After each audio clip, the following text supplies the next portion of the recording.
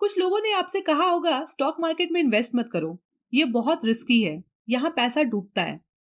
वहीं कुछ लोगों ने कहा होगा कि स्टॉक मार्केट में इन्वेस्ट करो, ये अपॉर्चुनिटी है, यहाँ आपका पैसा ग्रो होता है और आप वेल्थ क्रिएट कर सकते हो।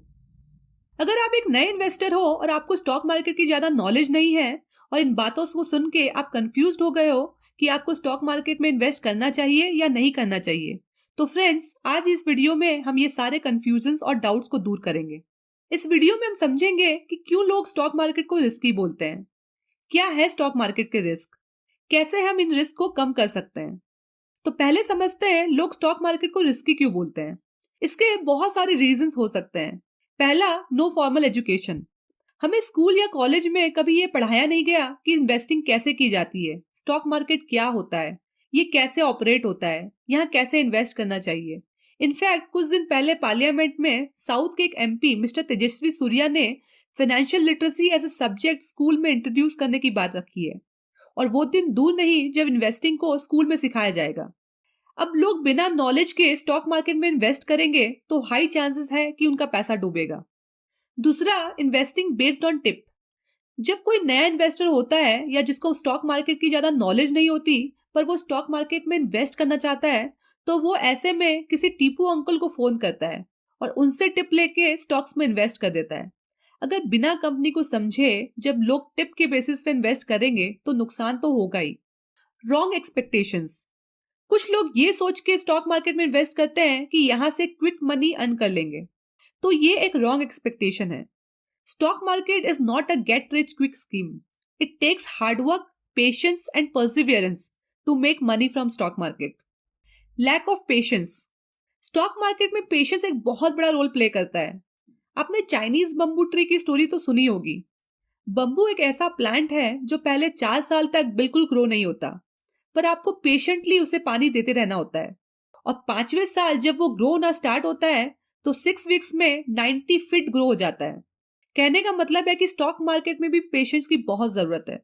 बहुत बार मार्केट महीनों तक बेयरिश मोड में होता है और जहां मार्केट कंटिन्यूसली नीचे ही गिरता चला जाता है। ऐसे में कुछ इन्वेस्टर्स पैनिक हो जाते हैं और लॉस में ही अपना स्टॉक्स बेच देते हैं।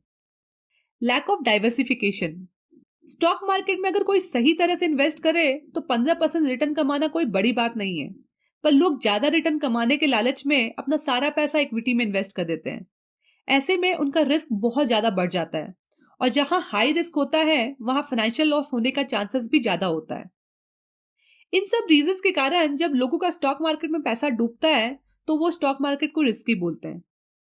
वहीं कुछ ऐसे लोग भी हैं जिन्होंने स्टॉक मार्केट को अपॉर्चुनिटी समझा और यहां से अपने लिए बहुत बड़ा वेल्थ भी क्रिएट किया। अगर आप इंडिया के सक्सेसफुल इन्वेस्टर्स के बारे में पढ़ोगे तो उनमें सबसे पहला नाम राकेश झुनझुनवाला का आता है। इन्होंने 5,000 से स्टॉक मार्केट में इन्वेस्टमेंट स्टार्ट किया था और आज उनकी नेटवर्थ बढ़ के 50,000 करोड़ हो गई है। आज वो हमारे बीच नहीं है, पर उन्हें इन्वेस्टर्स हमेशा याद रखेंगे as an icon in Indian stock market. ऐसे और भी सक्सेसफुल इन्वेस्टर्स हैं जिनके बारे में आप पढ़ सकते हो और उनकी जर्नी से सीख सकते हो, जैसे रमेश दमानी, आर.के. दमानी, रामदेव अग्रवाल, विजय केडिया और भी ऐसे बहुत से लोग हैं। इतनी सक्सेसफुल स्टोरीज होने के बाद भी आज इंडिया में सिर्फ 3% लोग ही स्टॉक मार्केट में इन्वेस्ट करते हैं। वहीं यूएसए में 55% एंड यूके में 33%। जैसे मैंने कहा, मेजॉरिटी लोग को स्टॉक मार्केट की सही नॉलेज नहीं है। बहुत सारे मिसकंसेप्शंस और डाउट्स हैं। इसीलिए मैंने स्टॉक मार्केट बेसिक सीरीज बनाई है जहां मैंने स्टॉक मार्केट के कंसेप्ट्स को बहुत सिंपल तरीके से समझाया है, जिसे देखने के बाद आई कैन गारंटी कि आप स्टॉक मार्केट में कॉन्फिडेंटली इन्वेस्ट कर पाओगे और अपने लिए वेल्थ भी जमा कर पाओगे। तो इस सीरीज को पूरा देखिएगा। हमारे पास इन्वेस्टमेंट के बहुत सारे ऑप्शंस हैं, जैसे equity, real estate, gold, bonds, derivatives etcetera. अगर आप फिक्स्ड इनकम सिक्योरिटीज जैसे फिक्स्ड डिपॉजिट या बॉन्ड्स में इन्वेस्ट करते हैं तो वहां से आपको 6 से 7% इंटरेस्ट मिल जाएगा। पर अगर आप लॉन्ग टर्म के लिए इक्विटी में इन्वेस्ट करते हैं जैसे डायरेक्ट स्टॉक्स या म्यूचुअल फंड, यहाँ से आप 12 से 15% रिटर्न अर्न कर सकते हैं या उससे भी ज्यादा, डिपेंडिंग आपका क्या रिस्क प्रोफाइल है और आपको मार्केट की कितनी नॉलेज है। फिक्स्ड इनकम सिक्योरिटी में आपको एक गारंटेड फिक्स रिटर्न मिलता है, पर जब आप स्टॉक मार्केट में इन्वेस्ट करते हैं तो यहाँ से कोई फिक्स रिटर्न नहीं मिलता। आपका रिटर्न डिपेंड करता है कि आप किस प्राइस पे स्टॉक्स खरीद रहे हो और किस प्राइस पे बेच रहे हो। अब स्टॉक का प्राइस हर समय फ्लक्चुएट होता रहता है और इसके बहुत सारे रीजंस हो सकते हैं। जब स्टॉक का प्राइस एक्सटर्नल फैक्टर्स के कारण फ्लक्चुएट होता है, जैसे किसी कंट्री का जियोपॉलिटिकल सिचुएशन कैसा है, मॉनेटरी पॉलिसीज कैसी है, या फिर natural calamities. For example, Russia Ukraine crisis कोई प्रिडिक्ट नहीं कर सकता था, बट उसके कारण आज पूरे वर्ल्ड में सप्लाई चेन डिसरप्ट हो गया था। कमोडिटीज के प्राइस बढ़ गए थे, जिसके कारण बहुत सारी इंडस्ट्रीज भी इंपैक्ट हुई। इस तरह के सिचुएशंस को कोई प्रिडिक्ट नहीं कर सकता, पर इसका नुकसान पूरे मार्केट को उठाना पड़ता है। इसे हम सिस्टमैटिक रिस्क कहते हैं। अगर आप हिस्ट्री देखो तो स्टॉक मार्केट में बहुत बार मार्केट क्रैश हुए हैं। हिस्ट्री का सबसे पहला वर्स्ट मार्केट क्रैश हुआ था 1929 में। उसके बाद ब्लैक मंडे ऑफ 1987, 1999-2000 में डॉट कॉम बबल आया था, 2008 में फाइनेंशियल क्राइसिस और 2020 में पेंडेमिक के कारण मार्केट क्रैश हो गया था। 1999 में अमेजन का share price all time high चल रहा था, $113 पे। पर जब डॉट कॉम बबल आया 2001 में, उसका प्राइस गिर के $5.5 हो गया। ये मार्केट रिलेटेड रिस्क है, इसमें हम और आप कुछ नहीं कर सकते। जब हम एक शेयर खरीदते हैं, इसका मतलब होता है कि उस कंपनी का हमने एक पार्ट ओनरशिप खरीदा है।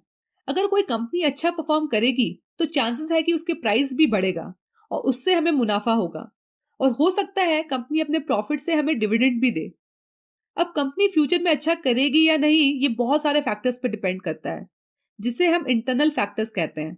जैसे कंपनी का फंडामेंटल्स कैसा है, करंट परफॉर्मेंस कैसा है, फ्यूचर ग्रोथ कैसा है, उसका इकोनॉमिक मोड क्या है, यानी कंपनी का कॉम्पिटिटिव एडवांटेज क्या है। इकोनॉमिक मोड को डिटेल में समझने के लिए आप मेरा नेक्स्ट वीडियो जरूर देखें। ये सब इंडस्ट्री या कंपनी स्पेसिफिक रिस्क हैं, जिसे हम अनसिस्टमैटिक रिस्क कहते हैं। ये रिस्क को हम कंट्रोल कर सकते हैं। आप किसी भी रिस्क को पूरी तरह खत्म नहीं कर सकते, क्योंकि कोई भी एसेट क्लास हो, रिस्क तो होगा ही। एज एन इन्वेस्टर आपका एम होना चाहिए रिस्क और रिटर्न में एक बैलेंस क्रिएट करना। स्टॉक मार्केट के रिस्क को कम करने के लिए आपको इन बातों का ध्यान में रखना बहुत जरूरी है। पहला, रिस्क प्रोफाइल। इन्वेस्ट करने से पहले आपको अपना रिस्क प्रोफाइल अच्छे से इवैल्यूएट करना चाहिए। आपकी एज क्या है, इनकम लेवल क्या है, फाइनेंशियल गोल्स क्या है, आपकी रिस्क टेकिंग कैपेसिटी कितनी है, आप कितना रिस्क टॉलरेट कर सकते हो।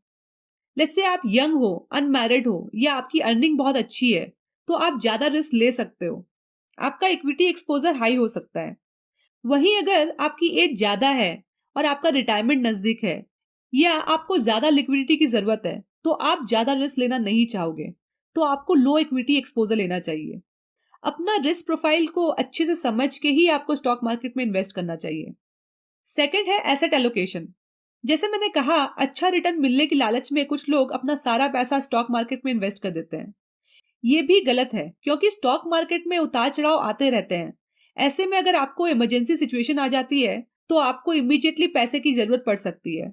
उस सिचुएशन में आपको हो सकता है लॉस में अपना स्टॉक बेचना पड़े।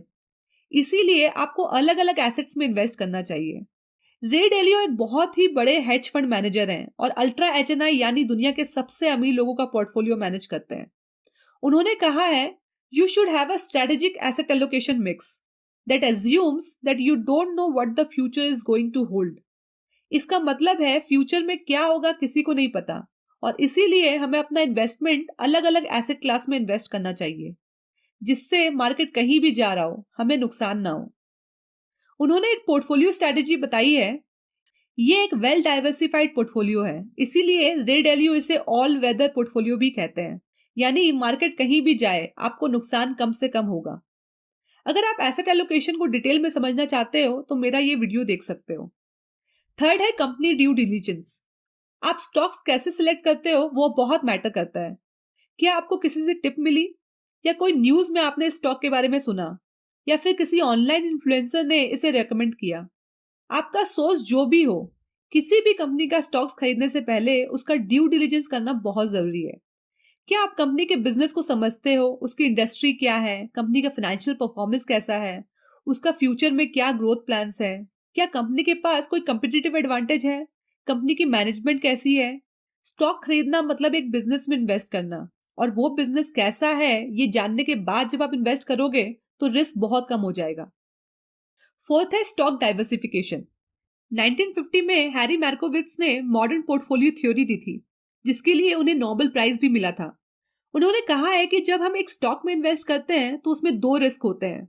जैसे अभी हमने थोड़ी देर पहले समझा, सिस्टमैटिक रिस्क जो मार्केट रिलेटेड रिस्क होता है, इसे कंट्रोल नहीं किया जा सकता। दूसरा है अनसिस्टमैटिक रिस्क, ये कंपनी या इंडस्ट्री स्पेसिफिक रिस्क है। हैरी मार्कोविट्ज ने कहा है, this risk can be diversified as you increase the number of stocks in your portfolio. यानी हम स्टॉक स्पेसिफिक रिस्क को कम कर सकते हैं अगर हम ज्यादा स्टॉक्स में इन्वेस्ट करें। आइडियली आपको 15 से 20 स्टॉक्स में इन्वेस्ट करना चाहिए, पर अगर आपने स्टॉक मार्केट में इन्वेस्ट करना अभी स्टार्ट किया है तो भी आपको कम से कम 8 से 10 स्टॉक्स में इन्वेस्ट जरूर करना चाहिए और धीरे धीरे अपने पोर्टफोलियो का साइज बढ़ाना चाहिए। Fifth, long term investing. Stock market का रिटर्न डिपेंड करता है आप किस प्राइस पे स्टॉक्स खरीदते हो और किस प्राइस पे बेचते हो, और स्टॉक का प्राइस फ्लक्चुएट होता रहता है। जब आप शॉर्ट टर्म के लिए इन्वेस्ट करते हो, लेट्स से 1 साल या उससे भी कम, तो आप देख सकते हो 1 साल में सेंसेक्स में कितना उतार चढ़ाव आया है। वहीं अगर आप लास्ट 5 साल का डेटा देखोगे तो 2020 में कोविड के टाइम मार्केट काफी गिर गया था। जनवरी 2020 में सेंसेक्स ऑलमोस्ट 42,000 लेवल पे था और अप्रैल 2020 में वो 27,500 पहुंच गया था, यानी 14,000 पॉइंट्स गिर गया था। पर मार्केट फिर उठा और आज मार्केट 60,000 लेवल क्रॉस कर गया है। जब आप स्टॉक मार्केट की हिस्ट्री देखोगे, जिसने लंबे टाइम के लिए स्टॉक मार्केट में इन्वेस्ट किया है उसका रिस्क ऑटोमेटिकली कम हो जाता है और रिटर्न भी बढ़ जाता है। इसीलिए जब भी आप इन्वेस्ट करो, लॉन्ग टर्म इन्वेस्टिंग ही करो, एटलीस्ट 5 साल या उससे भी ज्यादा। एक बहुत ही फेमस रूल है 15-15-15। लेट्स से आप यंग हो और आपकी एज 25 साल है। अगर आप इस रूल के हिसाब से 15,000 मंथली इन्वेस्ट करते हो 15 साल तक, तो 15% रिटर्न के हिसाब से आप अपनी लाइफ का पहला 1 करोड़ जमा कर सकते हो, यानी 40 की एज में आप करोड़पति बन सकते हो। पहला 1 करोड़ बनाने में आपको 15 साल लगे, अब नेक्स्ट 1 करोड़ बनाने में आपको कितना टाइम लगेगा? 15 साल? जी नहीं, सिर्फ 5 साल लगेंगे।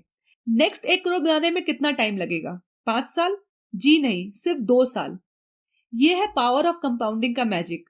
पहला 1 करोड़ बनाने में सबसे ज्यादा टाइम लगता है, पर उसके बाद पैसा तेजी से ग्रो होता है, जिसे हम एक्सपोनेंशियल ग्रोथ कहते हैं।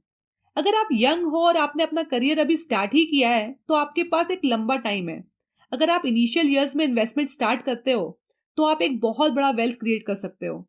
मैंने इस वीडियो में एक्सप्लेन किया है कि कैसे आप बजटिंग करके अपनी इन्वेस्टमेंट स्टार्ट कर सकते हो, तो वीडियो को जरूर देखिएगा।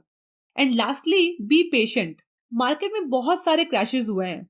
2000 में जब आईटी बबल आया था, उससे पहले मार्केट बहुत बड़ा था, फिर मार्केट एकदम नीचे गिर गया, बट मार्केट फिर से रिकवर हुआ। 2008 में फाइनेंशियल क्राइसिस आया तो मार्केट फिर से गिरा, बट फिर से बढ़ा भी। 2020 में कोविड के टाइम पे मार्केट फिर से गिरा, बट उसके बाद वो फिर से बढ़ा।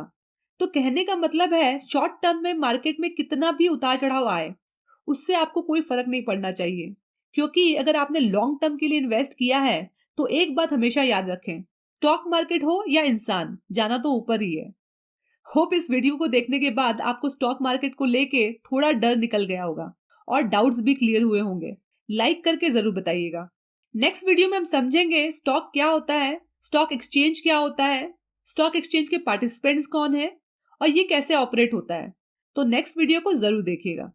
मेरा गोल है कि मैं पर्सनल फाइनेंस के कंसेप्ट्स को इतना सिंपल करके बताऊं जिससे आप उसे सीखें और अपने लाइफ में इंप्लीमेंट कर सकें और हर फैमिली अपने लिए एक स्ट्रॉन्ग फाइनेंशियल लाइफ बना सके।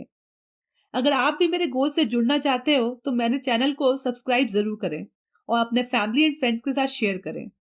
मिलते हैं नेक्स्ट वीडियो में। Take care.